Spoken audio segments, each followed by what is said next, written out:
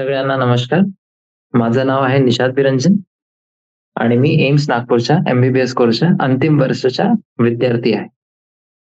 आजचा आपलं टॉपिक आहे इक्विलिब्रियम. आता हे जे आपण सीरीज घेत आहोत इक्विलिब्रियम चॅप्टरची, तर हे जे चॅप्टर आहे आपलं, हे आहे आपलं 6वा युनिट. केमिस्ट्री एन-सी-ई-आर-टी मधलं हे 6वा युनिट आहे. ठीक आहे. आणि याच्या अगोदर आपण याचे 3 पार्ट घेतलेले आहे. ते 3 पार्ट जे होते इक्विलिब्रियमचे, त्याच्यामध्ये आपण कोणते कोणते आपले ऑब्जेक्टिव्ह कव्हर केले ते आपण बघूया. सगळ्यात पहिले आपण काय बघितलेलं होतं, की जे आपलं कोणत्याही इक्विलिब्रियमच्या डायनॅमिक नेचर असते. त्याची पहिचान आपण कसं करायची आणि हे जे इक्विलिब्रियम आहे, हे आपला फिजिकल प्रोसेसमध्ये, केमिकल प्रोसेसमध्ये हे दोघंही प्रोसेसमध्ये असतात. ठीक आहे. म्हणजे हे जे आपलं इक्विलिब्रियम असते, त्याला आपण कसं आयडेंटिफाय करायचं, ते आपण बघितलं. मग त्याच्यानंतर आपण बघितलं लॉ ऑफ इक्विलिब्रियम. जे लॉ ऑफ इक्विलिब्रियमचे स्टेटमेंट होते ते आपण बघितली आणि त्याचे दुसरे कोणते फॉर्म असतात ते पण आपण बघितले. मग याच्यानंतर आपण इक्विलिब्रियमचे जे कॅरेक्टरिस्टिक्स असतात त्यांना आपण एक्सप्लेन केला. जे आपले फिजिकल प्रोसेसमध्ये, केमिकल प्रोसेसमध्ये, कोणत्याही प्रोसेसमध्ये जे असतात त्याचे काय कॅरेक्टरिस्टिक्स राहतात. मग आपण बघितलं इक्विलिब्रियम कॉन्स्टंट जे आपलं के राहते.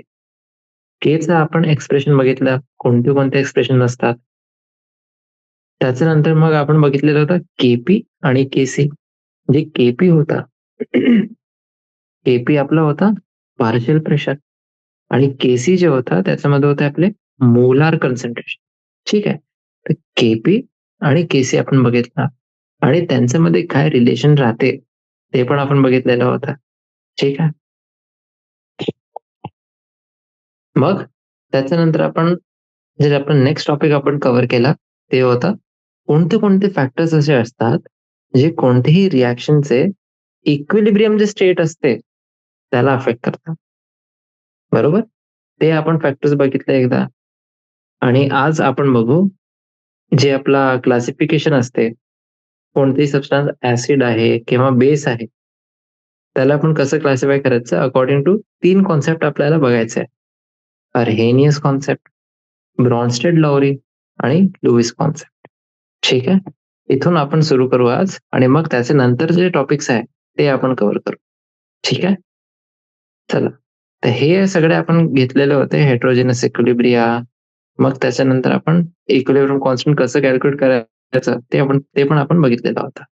ठीक. चला. तर आता इथून सुरू करू आपण. Relationship between equilibrium constant K, reaction quotient Q and गिव्स एनर्जी जी. ठीक आहे. इक्विलिब्रियम कॉन्स्टंट जे आहे के ते आपण इक्विलिब्रियमवर काढ.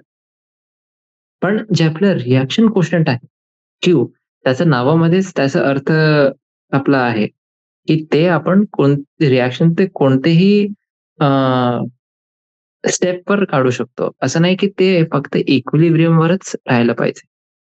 जे आपलं रिएक्शन कोशंट आहे ते आपण कोणत्याही पॉइंट ऑफ टाईमवर काढू शकतो.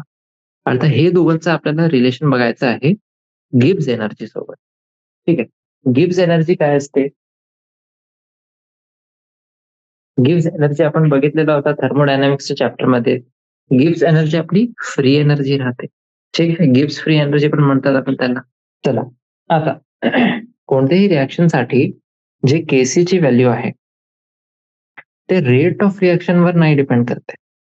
पण युनिट 5 जे आपला थर्मोडायनामिक्स होता त्याच्यामध्ये आपण काय बघितलेलं होता की जे केसी ची व्हॅल्यू आहे ते आपला रिएक्शनचे थर्मोडायनामिक्सवर बेस्ड आहे. आणि थर्मोडायनामिक्स म्हणजे त्याच्यामध्ये पण आपल्याला जर पर्टिक्युलरली म्हणायचं आहे की कोणते थर्मोडायनामिक क्वांटिटीवर, तर ते राहते चेंज इन गिब्स एनर्जी. आता चेंजसाठी मी तुम्हाला सांगितलेलं होतं की चेंज म्हणजे आपल्याला कोणतं साइन लावायचं आहे तिथे? डेल्टा. हे जे डेल्टा साइन आहे हे वाला. ठीक आहे. तर आपल्याला एक हे माहिती पडलं गोष्ट की जे केसी ची व्हॅल्यू आहे ते आपल्याला डिपेंड करते चेंज इन गिब्स एनर्जीवर. ठीक आहे. Delta G. आता जर डेल्टा जी निगेटिव्ह असेल तेव्हा रिॲक्शन आपली स्पॉन्टेनियस राहील आणि फॉरवर्ड डायरेक्शन मध्ये ते प्रोसीड करेल. ठीक आहे. डेल्टा जी निगेटिव्ह आहे म्हणजे रिॲक्शन कसे आहे, स्पॉन्टेनियस आहे आणि फॉरवर्ड डायरेक्शन मध्ये ते प्रोसीड करेल. जर डेल्टा जी ची व्हॅल्यू पॉझिटिव्ह आली म्हणजे ते नॉन स्पॉन्टेनियस आहे. ठीक आहे. पण जे आपली रिव्हर्स रिॲक्शन जे आहे त्याच्याजवळ निगेटिव्ह डेल्टा जी असेल, कारण की ओरिजिनल जे होती ते पॉझिटिव्ह होती. जे प्रॉडक्ट्स आहे फॉरवर्ड रिॲक्शनचे ते आपले आता रिॲक्टन्स मध्ये कन्व्हर्ट होणार. ठीक आहे. म्हणजे रिव्हर्स डायरेक्शन मध्ये ते रिॲक्शन प्रोसीड करेल. तर हे झालं आपलं जेव्हा डेल्टा जी आपला पॉझिटिव्ह आहे. आता तिसरी आपली कंडिशन अशी होती की डेल्टा जी आपला 0 आहे. म्हणजे डेल्टा जी जर 0 आहे तर रिॲक्शननी इक्विलिब्रियम अचीव्ह केलेला आहे ह्या पॉइंटवर. आणि आपल्यावर there is no longer any free energy left to drive the reaction. Gibbs free energy आपली संपली इथे. ठीक आहे. म्हणजे आता त्याच्याजवळ काहीच एनर्जी नाही आहे की ते रिॲक्शनला समोरच्या डायरेक्शन मध्ये घेऊन जाईल. ठीक आहे. आता एक जे आपण हे तर आपण म्हटलं की जे हे आपले स्टेटमेंट्स असतात. पण फिजिक्समध्ये किंवा केमिस्ट्रीमध्ये आपल्याला माहिती आहे की जे आपले मुख्यतः क्वांटिटीज राहतात त्याच्यासाठी आपल्याला फॉर्म्युला पाहिजे. ठीक आहे. आता फॉर्म्युलासाठी आपण बघू एक मॅथमॅटिकल एक्सप्रेशन. हे थर्मोडायनामिक व्ह्यू आहे हे इक्विलिब्रियमचा. त्याच्यासाठी मॅथमॅटिकल एक्सप्रेशन आपल्या कशा असते, delta G is equals to delta G nought plus R T L N Q. ठीक आहे. आता हे जे नॉट आहे हे नॉट म्हणजे काय, स्टँडर्ड आहे. Standard free gives energy change ते आहे. ठीक आहे. ते पण बघा खालती पण दिलेलं आहे तिथे की जे डेल्टा जी आहे ते आपला स्टँडर्ड गिव्स एनर्जी आहे. आता इक्विलिब्रियमवर जे डेल्टा जी आपलं असते ते शून्य होऊन जाते. ठीक आहे. शून्य आहे आणि जे क्यू आहे क्यू आपला केसी होऊन जाते, कारण की इक्विलिब्रियमची जी गोष्ट करत आहोत आपण. म्हणजे ऍट इक्विलिब्रियम दोन कंडिशन्स आपल्याला भेटले हे वाले. तेव्हा हे इक्वेशन कशी होईल हे बघा. ओरिजिनल आपली इक्वेशन कोणती होती, delta G is equals to delta G nought plus R T L N Q. तर हे जे डेल्टा जी आहे हे इथे 0 झाला आणि एल एन क्यू जे होता ते के झाला. ठीक आहे. म्हणजे delta G not is equals to minus R T L N K. म्हणजे एल एन के ची व्हॅल्यू किती आली, minus delta G not upon R T. ठीक आहे. आता आपण काय करू, हे नॅचरल लॉग होता आपल्याजवळ म्हणूनच आपण आता इथे अँटी लॉग लेफ्ट हँड साइडवर आणि राईट हँड साइडवर दोघही साइडवर. ठीक आहे. दोघही साइडवर जेव्हा आपण अँटी लॉग घेतला तर आपल्याला काय भेटते, के ची व्हॅल्यू भेटते. के ची व्हॅल्यू कसं काढायची त्याचं एक्सप्रेशन भेटते. आता जे के आहे के आपलं होईल e to the power minus delta G not upon R T. तर हे झालं के चं एक्सप्रेशन. हे आपलं आहे मेन फॉर्म्युला जे आपल्याला भेटते ते पूर्ण मॅथमॅटिक्स करायचं नंतर. K is equals to minus delta minus E to the power minus delta G not divide by R T. हे आहे आपलं मेन फॉर्म्युला. ठीक आहे. एवढं समजलं. आता आपण काय करू, हे 6.23 इक्वेशनचा प्रयोग करू आणि जे रिॲक्शनची स्पॉन्टेनिटी आहे त्याला आपण प्रेडिक्ट करू की त्याला आपण कसं करू शकता. चला, जर डेल्टा जी नॉट ची व्हॅल्यू लेस दॅन 0 आहे म्हणजे नेगेटिव्ह. ठीक आहे. जर हे नेगेटिव्ह आहे तेव्हा जे आपलं हे पूर्ण एक्सप्रेशन होता minus delta G not upon R T ते आपला पॉझिटिव्ह होऊन जाईल आणि e to the power minus delta G nought by R T जे आहे ते पॉझिटिव्ह होऊन जाईल. म्हणजे के ची व्हॅल्यू पण मोर दॅन 1 होईल इथे. जर के मोर दॅन 1 आहे म्हणजे हे आपण बघितलेलं होतं जेव्हा आपण इक्विलिब्रियम कॉन्स्टंट बघत होतो तेव्हा आपण काय बघितलं की जर के ची व्हॅल्यू मोर दॅन 1 येते तेव्हा त्याचा अर्थ राहते की ती एक स्पॉन्टेनियस रिॲक्शन आहे. तेव्हा हे हे वाली रिॲक्शन आहे जे आपले समोरच्या डायरेक्शन मध्ये प्रोसीड करते. अशा एक्सटेंडनी की जे प्रॉडक्ट्स आहे ते आपले प्रिडॉमिनंटली राहतात. ठीक आहे. हे काही नाही, एकच गोष्टीला आपण 2-3 प्रकारांनी आपण हे म्हटलेलं आहे की के मोर दॅन 1 आहे म्हणजे स्पॉन्टेनियस रिएक्शन.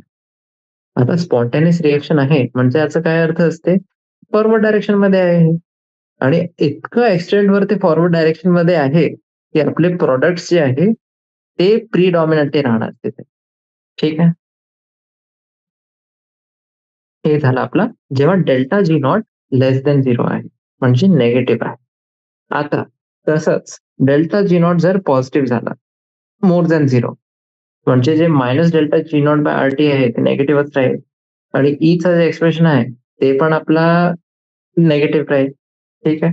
म्हणजे के ची व्हॅल्यू जे आहे ते लेस दॅन 1 येईल. के ची व्हॅल्यू लेस दॅन 1 म्हणजे काय असते की हे रिॲक्शन आपली नॉन स्पॉन्टेनियस आहे. कशी रिॲक्शन आहे? Non spontaneous.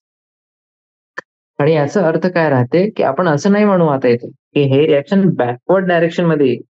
आपण काय म्हणू की हे जी रिॲक्शन आहे ते फॉरवर्ड डायरेक्शन मध्ये फक्त खूपच स्मॉल डिग्रीला ते समोर जाईल. ठीक आहे. म्हणजे खूपच मायन्यूट क्वांटिटी, खूपच कमी क्वांटिटी ऑफ प्रॉडक्ट जे आहे ते इथे बनणार आहे. ठीक आहे.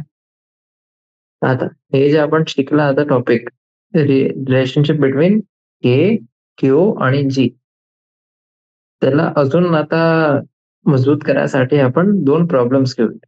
6.10 आणि 6.11. चला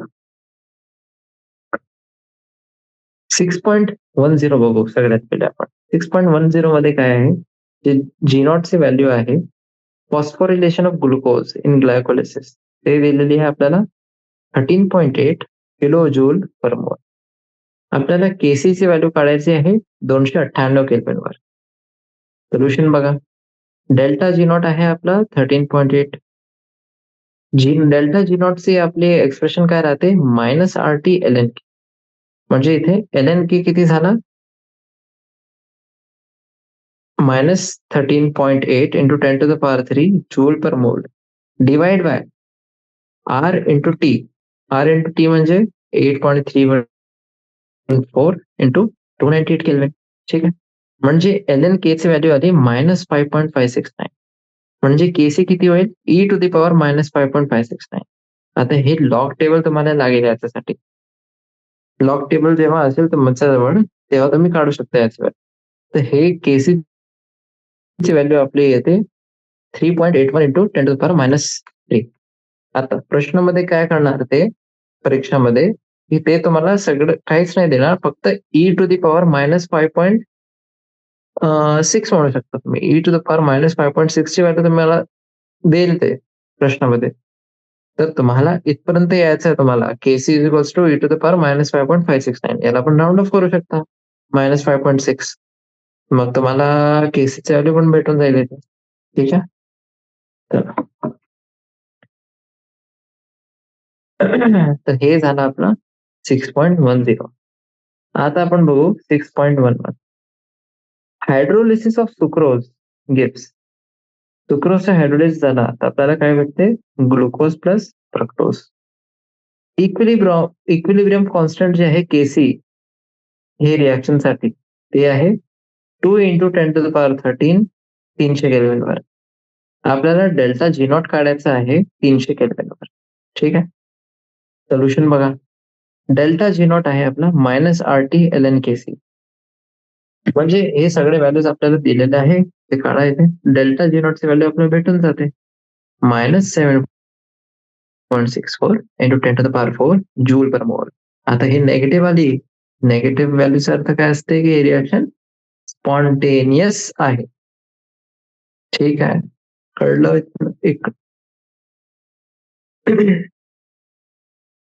ठीक. तर हे आता आपण आता कव्हर केला एक सब टॉपिक ज्याच्यामध्ये के, क्यू आणि जे आपला जी आहे त्याच्यामध्ये आपण रिलेशन बघितला. आता आपण बघू कोणते कोणते फॅक्टर्स असे आहेत जे आपले इक्विलिब्रियमला अफेक्ट करतात. ठीक आहे. तर कोणतेही केमिकल सिंथेसिसचा जे आपलं मुख्य असे प्रिन्सिपल गोल राहते ते काय राहते की आपल्याला जितके आपले रिॲक्टंट्स आहे त्याच्यामधून जास्तीत जास्ती आपण प्रोडक्ट्स मध्ये कन्वर्ट करूया. ठीक आहे. आणि हे जे पूर्ण प्रोसेस आहे याच्यामध्ये असं नाहीये की आपल्याला खूप सारे रिॲक्शन्स प्रॉडक्ट्स मध्ये करायचे आहे पण आपली एनर्जी पण खूप लागत. हे पूर्ण प्रोसेसमध्ये आपला एनर्जी एक्सपेंडिचर पण आपल्याला कमीत कमी व्हायला पाहिजे. ठीक आहे. एनर्जी एक्सपेंडिचर आपला कमीत कमी व्हायला पाहिजे आणि याचा अर्थ काय असते, की मॅक्सिमम यील्ड आपल्याला पाहिजे प्रॉडक्ट्सची माइल्ड टेम्परेचर आणि प्रेशर कंडिशन्सवर. ठीक. आता हे जर नाही होत आहे, म्हणजे जे आपण एक्सपेरिमेंटल कंडिशन्स होते, जे आपण घेत होते, त्याला आपल्याला मॉडिफाय करायला लागेल, त्याला ॲडजस्ट करावं लागेल. कारण की आपण अफोर्ड नाही करू शकतो, की एवढी एनर्जी आपली वेस्ट जात आहे किंवा कन्झ्युम होत आहे. दोघेही एक्सेप्टेबल नाही. ठीक आहे. आता एक्झाम्पलसाठी जे आपला हायबर प्रोसेस आहे. बघा इथे अजून एकदा ते आला हायबर प्रोसेस. हे जे हायबर प्रोसेस आहे अमोनियाच्या सिंथेसिससाठी. तर हे अमोनियाचे सिंथेसिस कोणा आपले जे एलिमेंट्स आहेत त्याच्याने होते? नायट्रोजन आणि हायड्रोजन. तर जे चॉईस ऑफ आपली एक्सपेरिमेंटल कंडिशन्स आहे, ते आपली खूपच इकॉनॉमिक इम्पोर्टन्सची राहते ते. जे आपलं अॅन्युअल वर्ल्ड प्रोडक्शन आहे अमोनियाचा, ते किती आहे? 100 मिलियन टन. ठीक आहे. एवढं आपण अमोनिया बनवतो आणि प्रायमरीली जे आपलं राहते याचं ते तर राहते आपलं फर्टिलायझरसाठी. जे शेतीमध्ये आपण फर्टिलायझर्सचा वापर करतात, त्याच्यासाठी राहते. ठीक आहे. आता इक्विलिब्रियम कॉन्स्टंट जे आहे Kc, ते इंडिपेंडंट राहते इनिशियल कन्सन्ट्रेशनचे. पण एक सिस्टम जी इक्विलिब्रियम मध्ये आहे, त्याला आपण सब्जेक्ट केला एक चेंज इन कन्सन्ट्रेशन वर of one or more of the reacting substance. तेव्हा ते सिस्टम जे आहे ते इक्विलिब्रियम मध्ये नाही राहील आता. आणि जे नेट रिएक्शन आहे ते काय कोणत्याही डायरेक्शन मध्ये होईल, फॉरवर्ड किंवा बॅकवर्ड. ज्यापर्यंत सिस्टम आपला इक्विलिब्रियम वर अजून एकदा नाही येईल. ठीक आहे. आता तसंच आपण टेम्परेचर किंवा प्रेशरमध्ये कोणतेही चेंज केला त्या सिस्टमचे, ते पण आपल्या इक्विलिब्रियमला ऑल्टर करू शकते. आता हे डिसाईड करायसाठी, की कोणता कोर्स आपला हे रिएक्शन अडॉप्ट करेल आणि एक क्वालिटेटिव्ह प्रेडिक्शन आपण करू शकणार, की जे आपला चेंज आहे, त्याचा काय इफेक्ट राहील आपला कंडिशन्सवर, जे इक्विलिब्रियमचे कंडिशन्स आहेत त्यांच्यावर. आपण त्याच्यासाठी कोणता आपला प्रिन्सिपल आहे त्याचा प्रयोग करतो, तर ते आहे आपला ले शॅटेलियर्स प्रिन्सिपल. कोणता प्रिन्सिपल? ले शॅटेलियर्स प्रिन्सिपल. आता हे प्रिन्सिपल काय स्टेट करते ते बघा. Change in any of the factors that determine equilibrium condition of a system will cause the system to change in such a manner so as to reduce or to counteract the effect of the change. म्हणजे खूपच आपली मोठी हे अंग्रेजी होती. आपण याला simplify करू. कोणतेही असं फॅक्टर ज्याच्यामध्ये चेंज झालेलं आहे, जे आपला कोणत्याही सिस्टमच्या इक्विलिब्रियम कंडिशन्सला डिटरमाइन करते. ठीक आहे. असे कोणत्याही फॅक्टरमध्ये चेंज झाला, ते काय करते, ते आपला सिस्टमला असं चेंज करेल, की ते कमी करेल किंवा काउंटरॅक्ट करेल, जे आपल्या चेंजचा इफेक्ट होता त्याला. ठीक आहे. आणि हे जे आपलं आहे, हे ते आपलं सगळे जे फिजिकल आणि केमिकल इक्विलिब्रियम आहे, सगळ्यांसाठी हे आपलं ॲप्लिकेबल राहतं. ठीक आहे. तर हे होतं तुमचा ली शॅटेलियर्स प्रिन्सिपल. आता नेक्स्ट आपण बघू, की जे कन्सन्ट्रेशन चेंज आहे, त्याचं काय इफेक्ट राहते? पर्टिक्युलरली कन्सन्ट्रेशनसाठी बघू आपण. ठीक.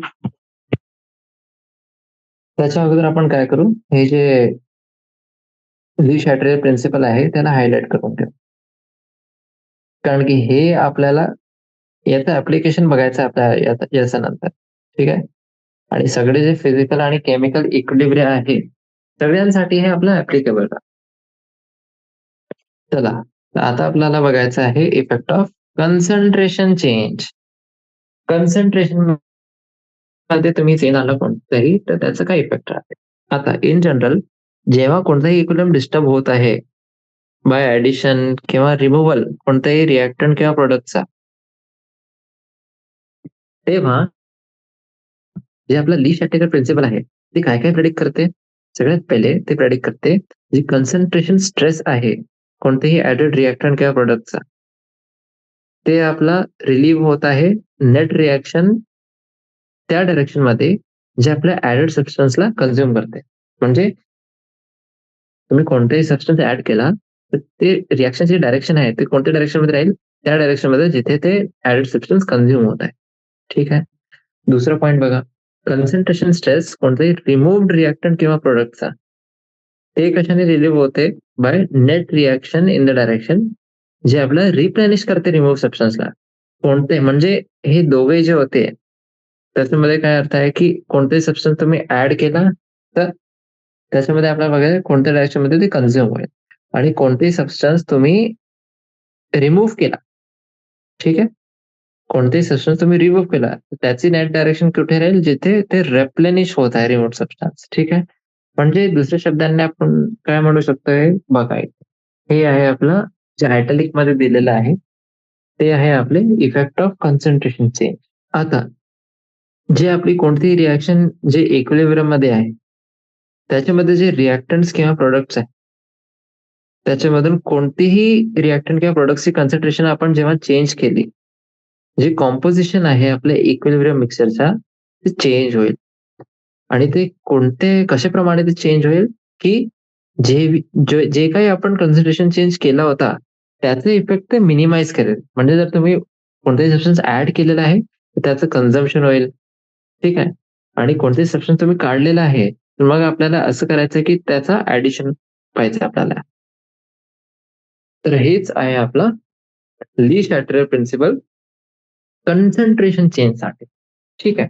तुम्हाला कन्फ्यूज नाही व्हायचं आहे जेव्हा ते तुम्हाला असं प्रश्नामध्ये देणार की ले शॅटेरियर प्रिन्सिपल सांगा पण कन्सन्ट्रेशन चेंजसाठी, तर ते तेच आहे. फक्त आपण एक पॅरामीटर आता घेतलं आहे स्पेसिफिक जे आपल्याला सांगायचं आहे. ठीक आहे. चला आता याला समजायसाठी आपण एक रिॲक्शन घेऊ. H2 प्लस I2 आपल्याला काय देते, दोन मॉलिक्युल्स देते हे HI चे. आता जर मी H2 ला ऍड केला हे रिॲक्शन मिक्सर मध्ये, हे रिॲक्शन इक्विलिब्रियम मध्ये आहे. ठीक आहे. इक्विलिब्रियम वर मी H2 ऍड केला तेव्हा जे इक्विलिब्रियम आहे रिॲक्शनचा ते डिस्टर्ब होऊन जाईल. ठीक आहे. आता इक्विलिब्रियमला रिस्टोर करायसाठी जे आपली रिॲक्शन आहे ते अशा डायरेक्शन मध्ये प्रोसीड करेल जिथे H2 आपला कन्झ्युम होत आहे, कारण की ते ऍड केला होता म्हणजे H2 कन्झ्युम होत आहे. म्हणजे जास्ती H2 आणि I2 रिॲक्ट करेल आणि आपला HI ला फॉर्म करेल आणि फायनली जे आपलं इक्विलिब्रियम आहे ते आपलं राईट डिरेक्शन मध्ये शिफ्ट होत आहे. राईट डायरेक्शन मध्ये शिफ्ट म्हणजे फॉरवर्ड डायरेक्शन मध्ये शिफ्ट होऊन जाईल. ठीक आहे. आणि हे जे पूर्ण प्रोसेस आहे आपला ते आपला इन अकॉर्डिंग विथ आहे ले शॅट्रियस प्रिन्सिपल. ठीक आहे. आणि तेच ले शॅट्रियर प्रिन्सिपलचा आपलं बेसिक कन्सेप्ट काय होतं, की in case of addition of a reactant और प्रोडक्ट नवीन इक्विलिब्रियम आपला सेट होईल. त्याच्यामध्ये काय आहे, जे कन्सन्ट्रेशन आहे रिएक्टंट किंवा प्रोडक्टची, जी आपली कन्सन्ट्रेशन आहे रिएक्टंट किंवा प्रोडक्टची ते आपली कमी पाहिजे than what it was after the addition, but more than what it was in the original mixture. ठीक आहे. हे झालं. आता आपण बघू हे फिगर. बघा हे जे फिगर आहे याच्यामध्ये सगळं काही आपल्याला एक्सप्लेन केलेलं आहे. कोणतं फिगर आहे, effect of addition of hydrogen on change of concentration for the reactants and products in the reaction. H2 gas plus I2 gas आपल्याला काय देते, दोन मॉलिक्युल्स HI गॅसचे. ठीक आहे. चला त्याची आपली नीलीवाली लाईन आहे इथे, ते आहे आपली H2C. H2 चं कन्सन्ट्रेशन, कारण की त्याच्यामध्ये आपलं काय आहे, दोन ब्रॅकेट्स दिलेले आहे ना, ते झालं H2 चं कन्सन्ट्रेशन. तसंच I2 साठी रेड वाली आहे आणि HI साठी ग्रीन वाली आहे. ठीक आहे. तर हे झाले आपली तिघही आपले जे रिॲक्टंट्स आणि प्रोडक्ट्स होते त्यांची कन्सन्ट्रेशन. आता इक्विलिब्रियमवर जे तिघांची कन्सन्ट्रेशन होते ते आपली सारखी होती. सारखी म्हणजे सेम नाही होती, ते कॉन्स्टंट होती. ठीक आहे. आता हे जेव्हा कॉन्स्टंट आहे तर एक पॉइंट असा आला जिथे आपण H2 ला ऍड केला. हे की H2 ला जेव्हा आपण ऍड केलं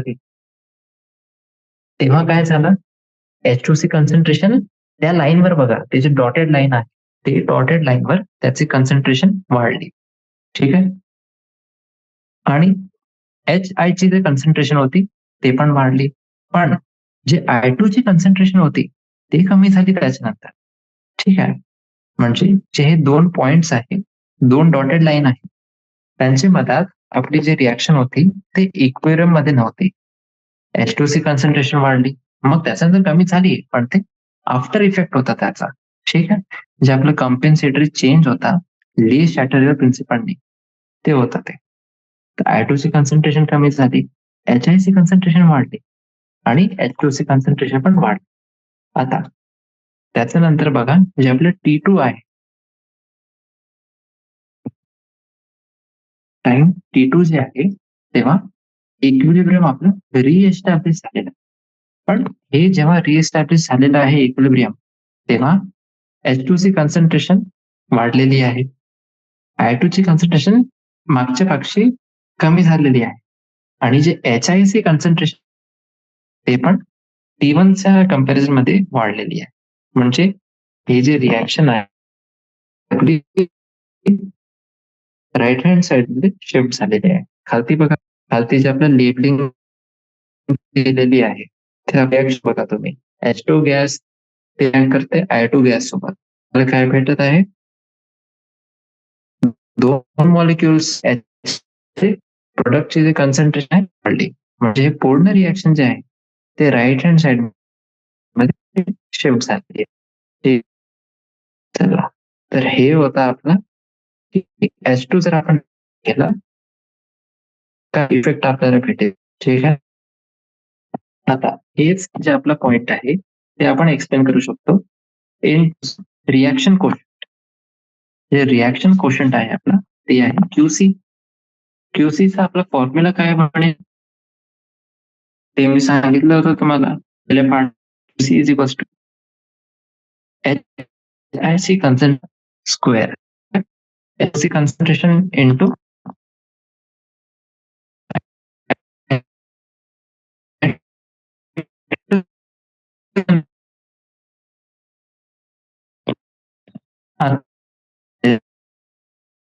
म्हणतात. तर एकदा अजून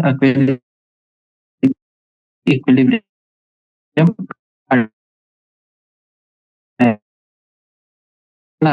आपल्याला समोरच्या रिएक्शन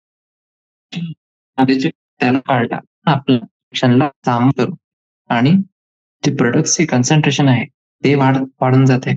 आणि याचाच आपला खूपच मोठा कमर्शियल ऍप्लिकेशन आहे. जे रिएक्शनचे केसेस असतात त्याच्यामध्ये खूपच मोठा याचा कमर्शिएशन आहे, जिथे आपला प्रोडक्ट एक गॅस किंवा कोणतेही व्होलेटाईल सबस्टन्स आहे.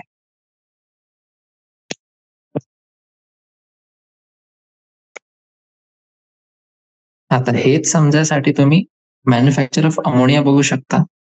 अमोनियाला आपण लिक्विड आणि मग रिएक्शन जर आणून देत, म्हणजे रिएक्शन आहे ते समोरच्या डायरेक्शन मध्येच येईल, हळूहळू रिएक्शन येईल.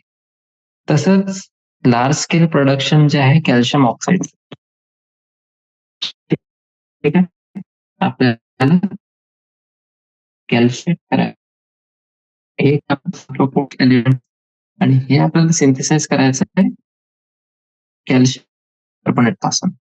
आपण CO2 आपण कॉन्स्टंटली त्याला काढू. हे आपला जे प्रोसेस आहे ते रिएक्शनला कम्प्लिशन जवळ बूस्ट करते.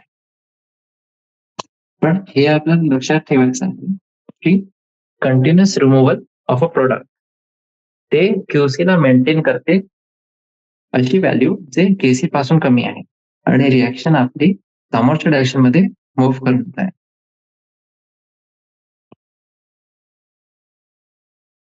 ठीक आहे. तर हे होतं आपलं इफेक्ट ऑफ कॉन्सन्ट्रेशन आणि कसं आपण त्याच्यामध्ये ली शॅटेलर प्रिन्सिपल जे आहे ते अप्लाय करतो. आता आपण बघू इफेक्ट ऑफ कॉन्सन्ट्रेशन आणि एक एक्सपेरिमेंट बघायचा आहे.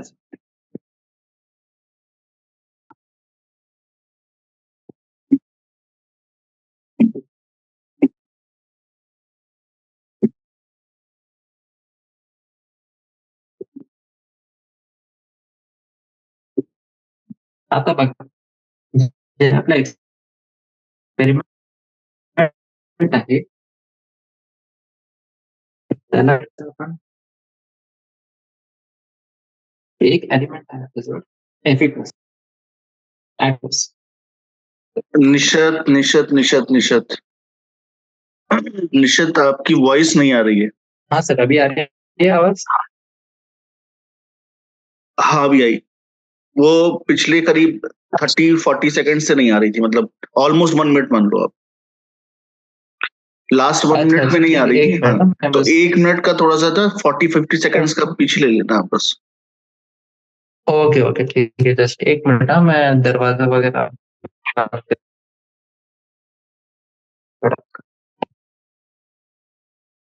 हाँ सर, अभी आ रही है सही से आवाज? यस, हाँ बढ़िया, आप स्टार्ट कर सकते हो। ओके ओके ठीक. चला, म्हणजे आपण काय बघितलं आता, ते आपण अमोनियासाठी बघितलेलं होतं. आता तसंच आपण बघू कॅल्शियम ऑक्साईडसाठी. जे आपलं कॅल्शियम ऑक्साईड आहे, कॅल्शियम ऑक्साईडचं आपण खूपच मोठ्या प्रमाणे आपण प्रोडक्शन करतो त्याचा. ठीक आहे. आणि कॅल्शियम ऑक्साईड जे आपण क्विक लाईम म्हणतात त्याला, ते आपलं खूपच महत्वपूर्ण एक बिल्डिंग मटेरियल आहे. याचं सिंथेसिस आपल्याला कोणत्या एलिमेंट पासून करायचं आहे, ते आहे आपलं कॅल्शियम कार्बोनेट. तर आपण काय करू, जे CO2 प्रोड्यूस होते, कार्बन डायऑक्साईड, त्याला आपण कंटिन्युअसली काढू त्या रिएक्शन पासून. ते जे किल्न आहे त्याच्यापासून काढू आपण.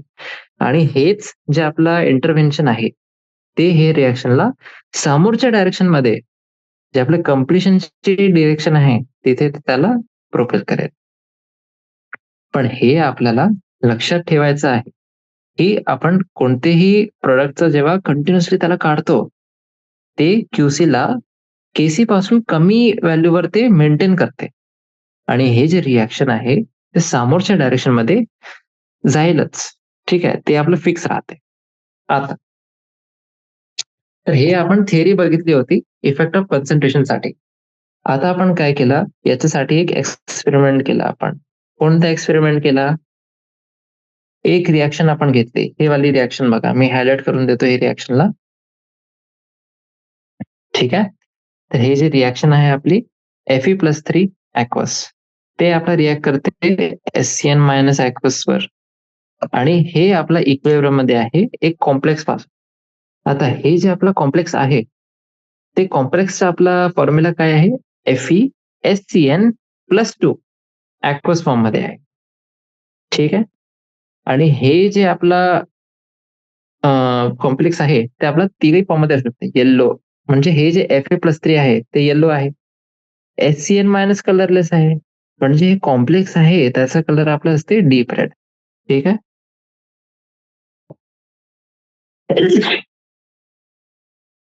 म्हणजे हे इक्विलिब्रियम साठी जे केसीची व्हॅल्यू आहे ते काय होईल?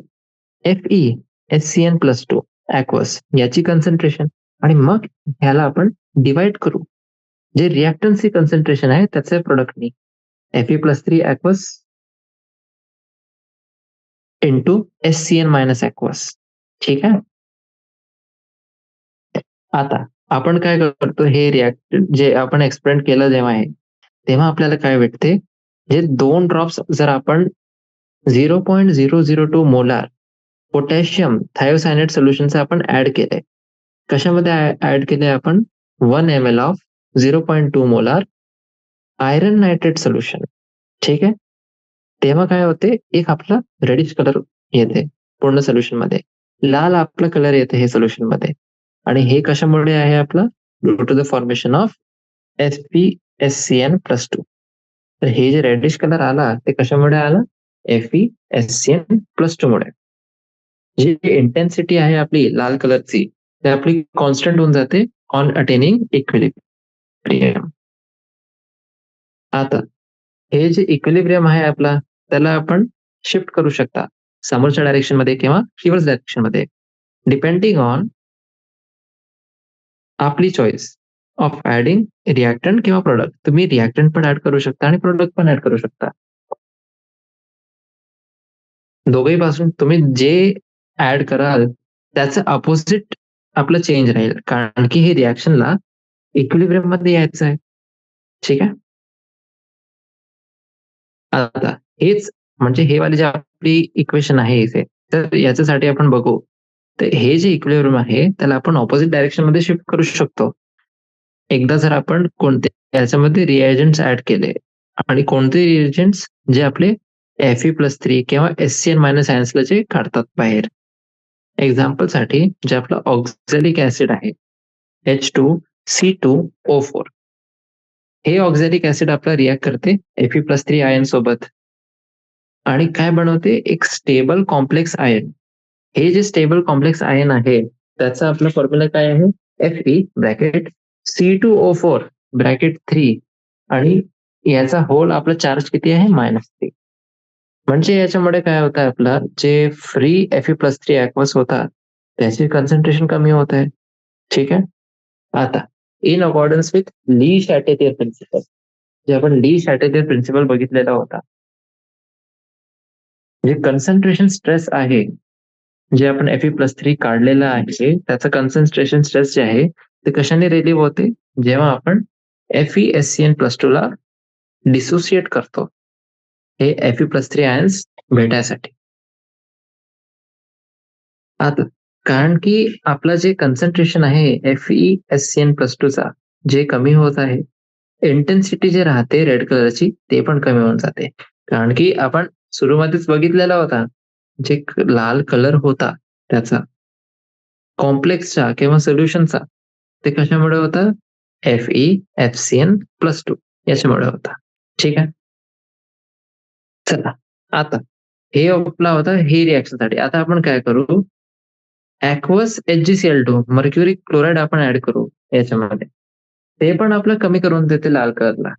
कारण की जे Hg+2 आहे ते थायोसायनेट आयन्स सोबत रिॲक्ट करते. थायोसायनेट म्हणजे HCN- याच्यासोबत ते रिॲक्ट करते आणि एक स्टेबल कॉम्प्लेक्स आयन बनवते, ज्याचा फॉर्म्युला काय आहे, HgSCN4 आणि -2 चार्ज आहे पूर्ण कॉम्प्लेक्सवर.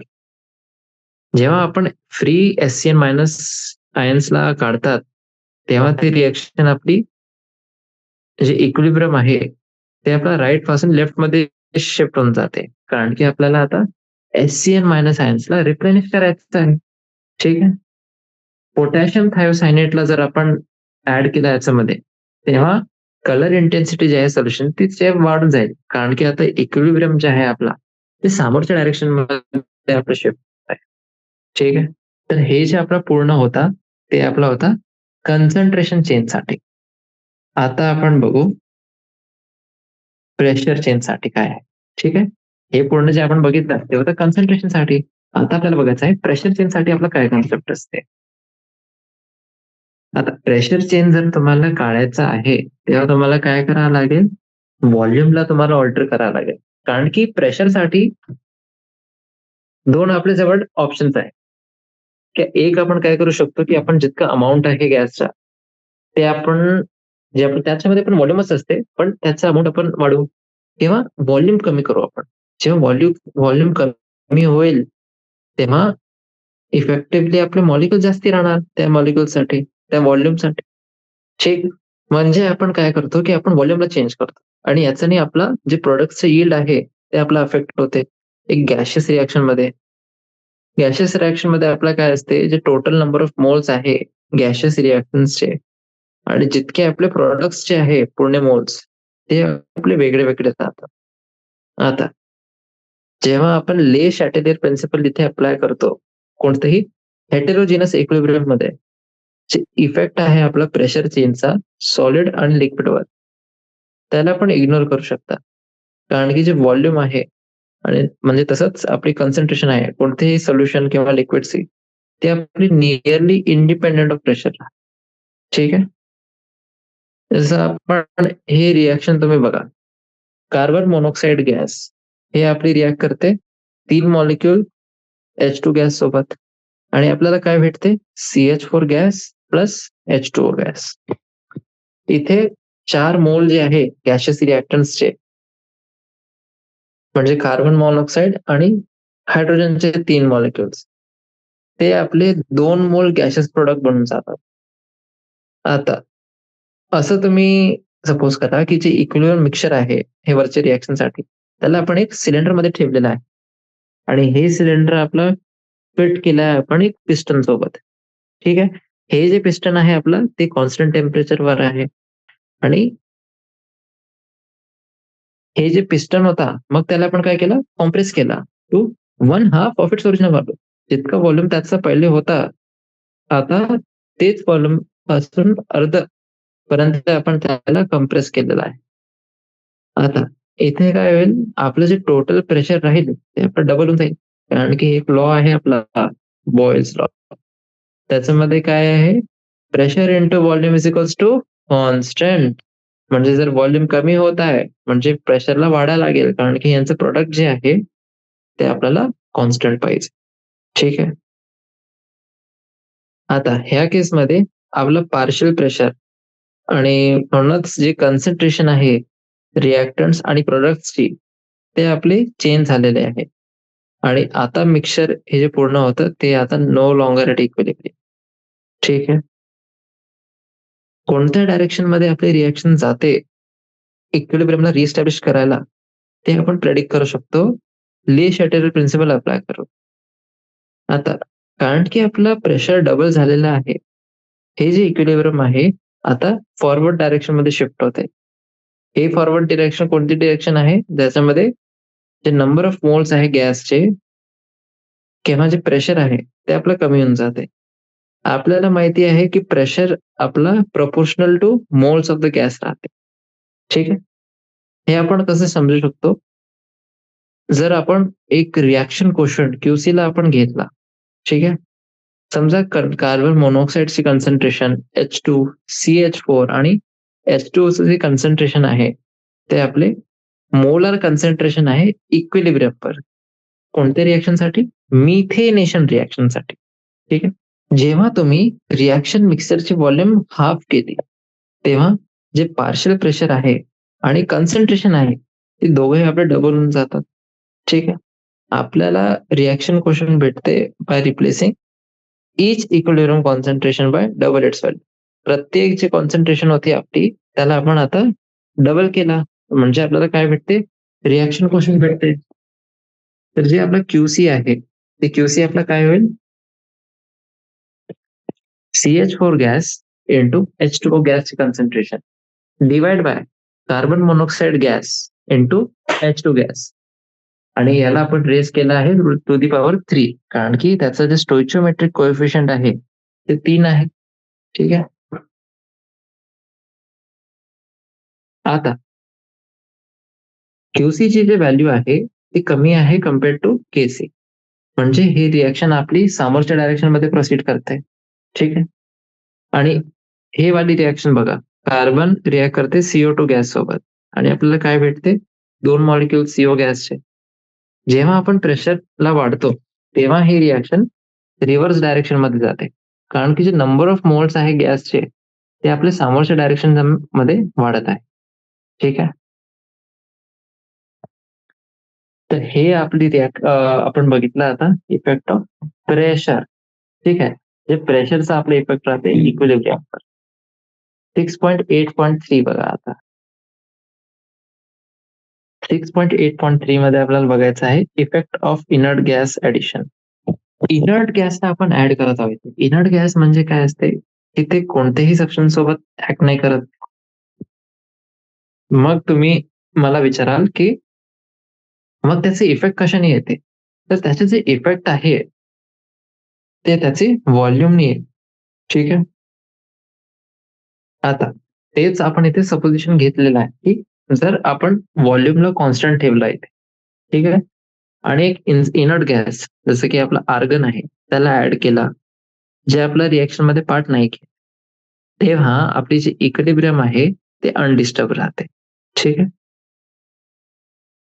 इक्विलिब्रियम अनडिस्टर्ब का बरं आहे, कारण की जेव्हा आपण एक इनर्ट गॅसला ऍड करतो कॉन्स्टंट व्हॉल्यूमवर, ते आपला पार्शियल प्रेशर किंवा जे मोलार कॉन्सन्ट्रेशन आहे सबस्टन्सचे जे आपल्या रिएक्शन मध्ये इन्व्हॉल्व्ह झालेले आहे, तर ते जे पार्शियल प्रेशर आणि मोलार कॉन्सन्ट्रेशन हे आपले चेंज नाही होत. ठीक आहे. कारण की इनर्ट गॅस आता रिॲक्टच नाही करत आहे. आणि व्हॉल्यूम पण आपण कॉन्स्टंट ठेवलेली आहे ते. ठीक आहे.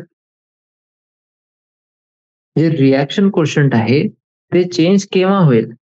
ते चेंज आपलं फक्त तेव्हा होईल जेव्हा जे आपली ऍडेड गॅस होती ते आपला रिॲक्टंट किंवा प्रॉडक्ट आहे जे आपले त्या रिॲक्शन मध्ये इन्व्हॉल्ड आहे. ठीक आहे. जेव्हा ते हे दोन असेल तेव्हाच आपलं रिॲक्शन कोशंट चेंज होईल. ठीक आहे. तर हे होतं आपलं इनर्ट गॅस ऍडिशन साठी. आता तसंच आपल्याला बघायचं आहे टेम्परेचर चेंज साठी. टेम्परेचर चेंजचा आपला काय इफेक्ट आहे. आता जेव्हा पण आपला एक इक्विलिब्रियम आहे जे डिस्टर्ब होत आहे by change in concentration, pressure किंवा व्हॉल्यूम, तेव्हा जे कंपोजिशन आहे इक्विलिब्रियम मिक्सचरची ते पण चेंज होते. कारण की जे रिॲक्शन कोशंट आहे क्यूसी ते आता no longer equals equilibrium constant KC. ठीक आहे. पण जेव्हा पण आपलं कोणत्याही टेम्परेचर मध्ये चेंज असते तेव्हा जे इक्विलिब्रियम कॉन्स्टंटची व्हॅल्यू आहे ते पण चेंज होते. आता हे जे आपलं फॅक्ट आहे ते मी तुम्हाला सांगितलं आहे ऑलरेडी. ते आपण कालच बघितलं होतं की टेम्परेचर चेंजचा इक्विलिब्रियम कॉन्स्टंटवर काय इफेक्ट राहतो. ठीक आहे. इन जनरल जे टेम्परेचर डिपेंडन्स आहे इक्विलिब्रियम कॉन्स्टंटचा ते आपलं डिपेंड करते की जे आपली रिॲक्शन आहे त्याच्यासाठी जे आपलं डेल्टा एच होता. डेल्टा एच काय होतं आपलं चेंज इन एन्थॅल्पी. तर जे चेंज इन एन्थॅल्पी आहे त्याचं काय साईन आहे त्याच्यावर आपलं डिपेंड करते की इक्विलिब्रियम कॉन्स्टंट कसं डिपेंड करेल टेम्परेचरवर. ठीक आहे. म्हणजे जे इक्विलिब्रियम कॉन्स्टंट आहे आपला एक्झोथर्मिक रिॲक्शन साठी. एक्झोथर्मिक रिॲक्शन म्हणजे काय आहे की डेल्टा एच ची व्हॅल्यू आपली निगेटिव्ह आहे. ठीक आहे. तर हे जे इक्विलिब्रियम कॉन्स्टंट आहे ते कमी होऊन जाते जसं जसं आपण टेम्परेचर वाढवतो. म्हणजे एक्झोथर्मिक रिॲक्शन साठी इन्व्हर्सली प्रोपोर्शनल रिलेशन आहे. ठीक आहे. तसंच आपण बघू आता एंडोथर्मिक रिॲक्शन. कोणतीही एंडोथर्मिक रिॲक्शन साठी जे इक्विलिब्रियम कॉन्स्टंट आहे एंडोथर्मिक आहे मतलब डेल्टा एच ची व्हॅल्यू पॉझिटिव्ह आहे इथे. ठीक आहे. इथे इक्विलिब्रियम कॉन्स्टंटची व्हॅल्यू वाढते जसं जसं टेम्परेचर पण वाढेल. ठीक आहे. म्हणजे इथे आपण ऍज अ रूल असं लिहू शकतो बघा. एक्झोथर्मिक रिॲक्शन साठीचे इन्व्हर्सली प्रोपोर्शनल आहे. जे के आहे इन्व्हर्सली प्रोपोर्शनल टू टेम्परेचर राहते. आणि एंडोथर्मिक रिॲक्शन साठी के ची value directly proportional to temperature राहते. ठीक आहे. एवढं समजलं तुम्हाला. चला. जे टेम्परेचर चेंज असतात आपले ते आपले इक्विलिब्रियम कॉन्स्टंटला अफेक्ट करतात आणि जे रेट्स ऑफ रिॲक्शन आहे त्यांना पण अफेक्ट करतात. हे जे रिॲक्शन आहे ते बघा. N2 गॅस रिॲक्ट करते 3 मॉलिक्यूल H2 गॅस सोबत आणि आपल्याला काय भेटते 2 मॉलिक्युल्स NH3 गॅसचे. याच्यामध्ये जे आपलं डेल्टा एच आहे ते किती आहे -92.38 किलो जूल पर मोल. प्रोडक्शन ऑफ अमोनियाचं आहे. हे पूर्ण प्रोसेस जे आहे ते आपलं एक्झोथर्मिक प्रोसेस आहे.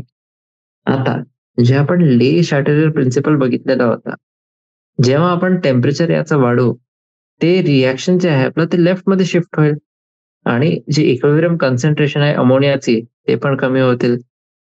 म्हणजे दुसऱ्या शब्दांमध्ये आपण आपण हे म्हणू शकतो की जे कमी टेम्परेचर आहे ते आपलं फेवरेबल असते हाय यील्ड ऑफ अमोनियासाठी. पण प्रॅक्टिकली जे खूपच कमी टेम्परेचर राहतात ते रिॲक्शनला स्लो डाऊन करतात आणि म्हणूनच आपला एक कॅटलिस्ट याच्यामध्ये आपण प्रयोग करतो. ठीक आहे. आता जसं आपण कन्सन्ट्रेशन साठी जे कन्सन्ट्रेशनचा आपला इफेक्ट आहे त्याच्यासाठी एक एक्सपेरिमेंट घेतलेला होता तसंच आपण आता बघू टेम्परेचरचा चेंज साठी एक्सपेरिमेंट. आता हे एक्सपेरिमेंट मध्ये आपण काय करू आपण NO2 गॅस. NO2 म्हणजे काय नायट्रस ऑक्साईड. ते ब्राऊन कलरचे राहते आणि याला आपण हे जे रिॲक्शन असते याच्यामध्ये NO2 जे आहे ते डायमराईज होऊन जाते. ठीक आहे. N2O4 मध्ये आणि हे N2O4 जे आहे ते आपली कलरलेस आहे. ठीक आहे. तर आपण इथे लिहू शकता जे NO2 गॅस आहे आपली ते आपली ब्राऊन आहे. ठीक आहे. आणि जी आपली N2O4 गॅस आहे N2O4 गॅस आपली कशी आहे कलरलेस. ठीक आहे. हे कलरलेस आहे. तर दोन मॉलिक्युल्स NO2 गॅसचे ते आपले काय डायमराइज होतात आणि काय बनवतात N2O4 गॅस. डेल्टा एच चे जे व्हॅल्यू आहे ते किती आहे -57.2 किलो जूल पर मोल. आता NO2 गॅस आपण कसं प्रिपेअर करतो, आपण कॉपर टर्निंग जे आहे त्याला आपण टाकतात कन्सन्ट्रेटेड HNO3 मध्ये. ठीक आहे, याच्यामध्ये टाकतात आणि आपण त्याला 2-5 ml चे जे टेस्ट ट्यूब आहे त्याच्यामध्ये कलेक्ट करतात. याच्यामुळे आपण काय करत आहोत, आपण एन्शुअर करत आहोत की सारखीच आपली इंटेन्सिटी आहे कलरची, जी गॅस आहे प्रत्येक ट्यूब मध्ये त्याची. ठीक आहे, आणि स्टॉपर जे आपला सीड केलेला आहे आपण एरल लाईट सोबत. ठीक आहे,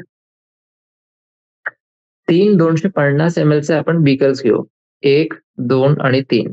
याच्यामध्ये काय होईल आपलं freezing mixture, water at room temperature आणि हॉट वॉटर. हॉट वॉटर म्हणजे 363 केल्विन.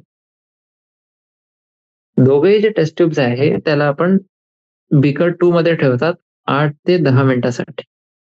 याच्यानंतर एकला आपण बीकर 1 मध्ये ठेवता आणि दुसऱ्याला बीकर 3 मध्ये.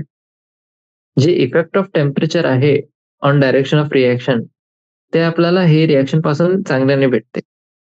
बीकर 1 मध्ये कमी टेम्परेचर होता, तर इथे जे फॉरवर्ड रिएक्शन आहे N2O4 च्या फॉर्मेशनसाठी ते आपली प्रेफर होते, कारण की जी रिएक्शन आहे ते आपली एक्झोथर्मिक आहे.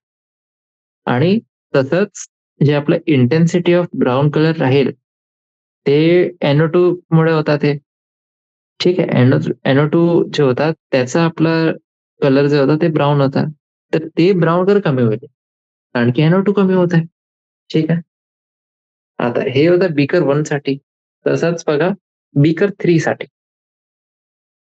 बीकर 3 म्हणजे टेम्परेचर जे होतं आपलं ते हाय होतं, ते आपला फेवर करते रिव्हर्स रिएक्शन. जे आपल्या NO2 चं फॉर्मेशनसाठी रिव्हर्स रिएक्शन आहे त्याला ते फेवर करते आणि म्हणूनच जे आपला ब्राऊन कलर आहे ते आपला इंटेन्सिफाय होऊन जातं. ठीक आहे, हे जे टेम्परेचरचा इफेक्ट आहे ते आपण एंडोथर्मिक रिएक्शन मध्ये पण बघू शकतो. जे आपला एंडोथर्मिक रिएक्शन साठी आपण कोणतं एक्झाम्पल घेऊ, कोबाल्ट H2O 6 टाइम्स. हे +3 चार्ज आहे पूर्ण कॉम्प्लेक्सवर आणि हे जे आहे हे आपलं ॲक्वस सोल्युशन आहे. ठीक आहे, हे आपला रिॲक्ट करते 4 मॉलिक्युल्स क्लोराइडचे जे ॲक्वस आहे त्यांच्यासोबत आणि हे इक्विलिब्रियम मध्ये आहे COCl4 सोबत. COCl4-2 ॲक्वस आणि अजून आपल्याला काय भेटत आहे 6 मॉलिक्युल्स H2O लिक्विडचे. ठीक आहे,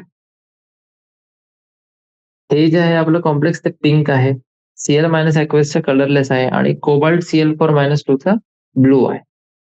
आता रूम टेम्परेचरवर जे इक्विलिब्रियम मिक्सचर आहे ते पण ब्लू राहते ड्यू टू COCl4-2. जर हे आपण जेव्हा हे पूर्ण कॉम्प्लेक्सला फ्रीझिंग मिक्सचर मध्ये कूल केला तेव्हा जे कलर आहे आपल्या मिक्सचरचा ते पिंक होऊन जाते due to COH2 6 times +3 charge. हे वाला जे आपलं कॉम्प्लेक्स आहे याच्यामुळे ते पिंक होऊन जाते. ठीक आहे, आता हे पूर्ण जे होती ते याची थिअरी होती. आता याच्यासाठीच आपण बघू जे डायग्राम आहे याचं डायग्राम बघू आपण. फिगर 6.9 बघा इथे 3 बीकर्स होते आपल्या जवळ. जे बीकर 2 होता आपला याच्यामध्ये जे वॉटर होता ते रूम टेम्परेचर होता म्हणजे 298 केल्विनवर. बीकर 1 मध्ये जे आपला टेम्परेचर आहे ते फ्रीझिंग मिक्सचर वाला होता 270 केल्विन आणि जे बीकर 3 आहे त्याच्यामध्ये 363 केल्विनवर होता ते म्हणजे जास्ती टेम्परेचरवर होता. ठीक आहे, तर हे आपण काय केलं पहिले आपण 298 केल्विन मध्ये ठेवलं आणि मग त्याच्यानंतर आपण याला एकला हायर टेम्परेचर मध्ये आणि एकला लोअर टेम्परेचर मध्ये ठेवला. ठीक आहे, तर मग आपल्याला भेटला की टेम्परेचरचा कोणता इफेक्ट राहते हे इक्विलिब्रियमवर. ठीक आहे, तर हे होते आपले आजचे टॉपिक्स जे काही होते. ठीक आहे, याच्यामध्ये आपण आज खूप सारे इफेक्ट्स बघितले. एक आपला उरलेला आहे जे कॅटलिस्टचा इफेक्ट काय राहते ते आपलं उरलेलं आहे आणि मग त्याच्यानंतर आपण बघू आयनिक इक्विलिब्रियम सोल्युशन मध्ये जे असते.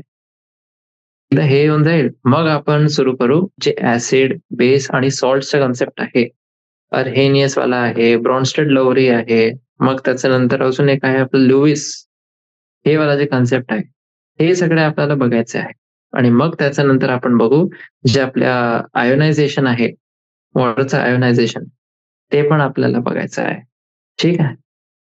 चला मग आजचा हे सेशन आपण समाप्त करू आणि थँक यू.